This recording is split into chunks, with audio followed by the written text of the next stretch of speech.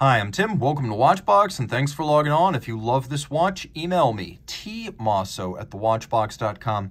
Your purchase and pricing email question line for buying this or any watch you see on any Watchbox platform. Please reach out to me directly. Email tmosso@thewatchbox.com for pricing details. Today, we are discussing the Omega De Ville 1848 150th anniversary limited edition of 499 pieces for the 1998 model year. That was the 150th anniversary of Omega's predecessor company, though the Omega name didn't come into play until decades after the founding of the General Watch Co. The watch company continued seamlessly from its earliest days through the present day. There has always been a firm in the Omega lineage dating back to 1848. Now, this watch in platinum is a very special timepiece. It recalls the design of the 1950s pie pan constellations and many of the stepped lug Omega cases from that halcyon era of the 1950s. The watch in platinum is 39.4 millimeters in diameter, 9.2 millimeters thick, and 46.8 millimeters from lug tip to lug tip. It is 19 millimeters between the lugs, and throwing it on my wrist, which is 16 centimeters in circumference, it wears beautifully. It's hard to remember a time when Omega watches were this thin. Automatic winding and chronometer certified, it's under 10 millimeters thick. It slides underneath any cuff. It is broad across the wrist in some sense, but it's more of an illusion of breadth, as this watch isn't exceptionally large across my forearm. It's just so flat that it looks broader than it is. Now, taking a quick look at the strap, it is an Omega factory strap and a most unconventional one that is model correct. It's a bonded strap. So the calf skin on the bottom, and you can see it as a brand new strap, is bonded via adhesive to the alligator leather on the top. As a result, there is no stitched seam and it's very clean. There's some stuffing or bolstering to give it volume. We have a high gloss, large rectangular scale alligator leather that makes for a dramatic contrast with the matte blue of the dial. And you can see it's somewhere between orange and brown, highly compelling. It really is a honey-like tone. The buckle is fascinating because it is precious metal, but it's white gold, and it is combined engine turned and polished, and you can see the engine turn and the polish in juxtaposition.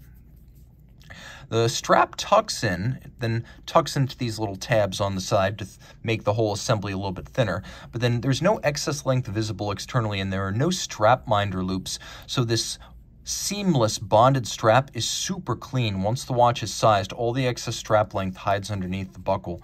And then the buckle has a twin trigger system, so the twin triggers release the clasp so it won't pop open accidentally.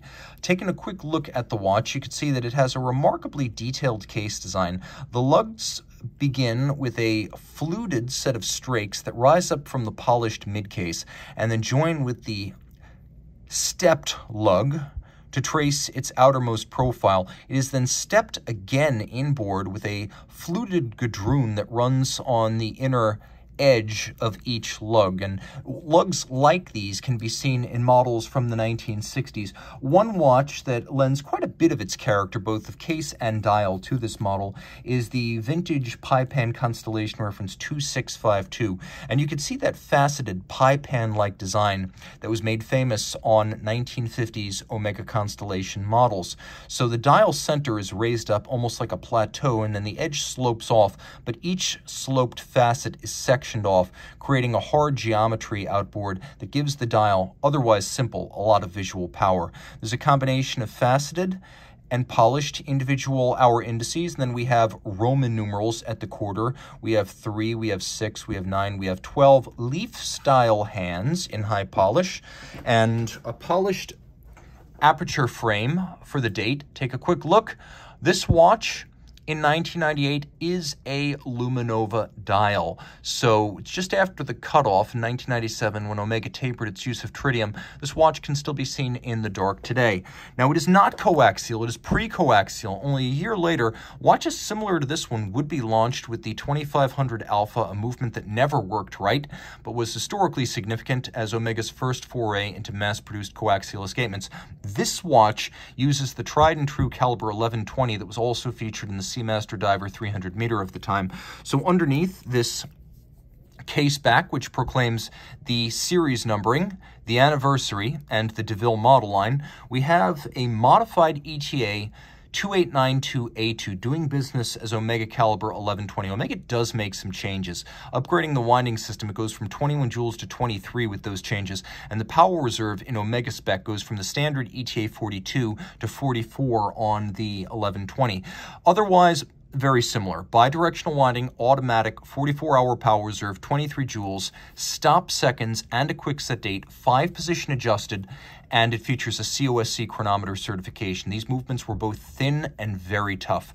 They're accurate and easily regulated, and they keep spectacular time. The timepiece, of course, 30 meters water resistant, the way a dress watch tends to be. It's a wonderful look back. A vintage watch now in its own right. It pays tribute equally to the founding of the company in 1848, the Pie-Pan constellations of the 1950s, and Omega watch design in the late 1990s, an important period for the brand when it was relaunching internationally and reclaiming a lot of its faded glory from the 1950s and 60s when it made watches like that original Connie. Reach out to Team Mosso at thewatchbox.com for purchase and pricing details.